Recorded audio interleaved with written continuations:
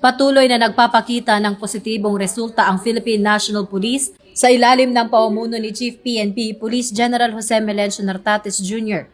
Ayon sa ulat ng pinakahuling datos ng organisasyon, ipinapakita ang tala na bumaba ng 24% ang focus crimes kumpara sa parehong panahon noong nakaraang taon. Tanda na epektibo ang pinagtibay na crime prevention initiatives at police operations laban sa wanted persons, illegal na droga, smuggling at loose firearms. Binigyang diin ni Police General Nartates na bukod sa mga operasyon sa labas, isinusulong din ang internal reform sa ilalim ng PNP-focused agenda upang masiguro ang profesionalismo, integridad at agarang serbisyo. Sa tuloy-tuloy na reforma, mas pinalakas na operasyon at mas mahigpit na pananagutan, nananatiling nakatuon ang PNP sa layunin nitong maghatid ng mas ligtas at maayos na Pilipinas. Ayon sa bisyon ng bagong PNP para sa bagong Pilipinas, serbisyong mabilis, tapat at nararamdaman.